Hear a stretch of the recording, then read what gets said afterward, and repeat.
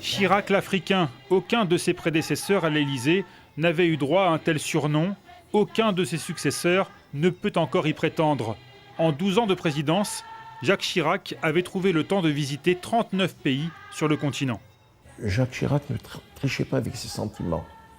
Il aimait passionnément l'Afrique et passionnément les Africains.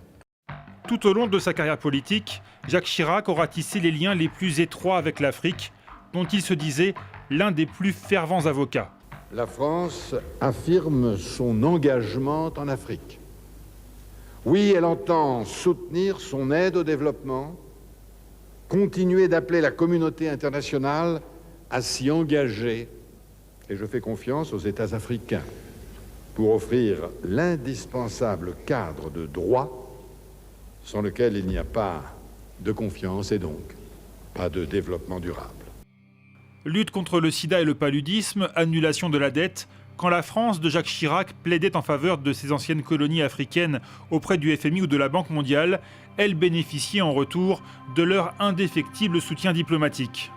Aux Nations Unies, nous étions sûrs d'avoir le vote de tous les pays africains, 30, 40, 50 pays africains. Aujourd'hui, il faut les compter sur les doigts de la main. Et pour maintenir ce fameux précaré français en Afrique, Jacques Chirac profita longtemps des services de Jacques Foccart, l'incontournable et sulfureux ancien conseiller aux affaires africaines du général de Gaulle. Aussi, quand la stabilité politique du continent ou les intérêts des entreprises françaises étaient menacés, les grands principes démocratiques passaient soudain au second plan. Et la phrase qu'on a retenue le plus d'ailleurs dans l'histoire de Jacques Chirac l'Africain, c'est « l'Afrique n'est pas un mur pour la démocratie ». Et tout cela à contre-courant, au fond, des opinions. Comme à Tunis, en 2003, le président français y donne un blanc-seing on ne peut plus explicite au régime autocratique de Zine El Abidine Ben Ali. Le premier des droits de l'homme, c'est de manger, d'être soigné, de recevoir une éducation. De ce point de vue, il faut bien reconnaître que la Tunisie est très en avance. Chirac l'Africain entretenait aussi et surtout des rapports très personnels avec les chefs d'État. Omar Bongo, Blaise Compaoré, Denis Sassou Nguesso n'étaient pas seulement des partenaires, c'étaient des amis proches. En 2005, à la mort du célèbre dictateur togolais Yassine Yadema, Chirac avait émis cette phrase à l'époque « La France a perdu un ami, j'ai perdu un frère ». Une phrase qui avait fait sursauter pas seulement les Africains d'ailleurs, mais aussi les Français. Et dans les semaines suivantes, Paris ne cachera à aucun moment son soutien au fils Gnassingbé, élu dans un climat de violence sans précédent au Togo. On savait qui devait être président, qui devait succéder à ce président. Quand on voyait que, je ne sais pas, l'état de santé n'était pas bon, on préparait le successeur.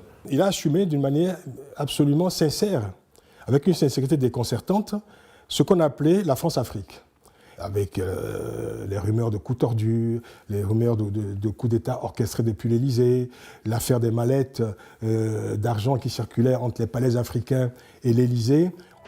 Jacques Chirac enverra aussi plusieurs fois l'armée française sauver des régimes amis, en Centrafrique en 1996 ou au Tchad en 2006.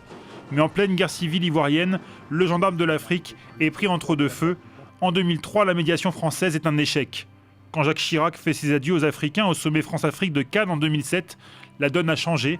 La vision chiracienne héritée de la guerre froide a fait long feu. Dans un monde multipolaire, l'influence de Paris s'effrite. Les relations entre la France et le continent entrent dans une nouvelle ère.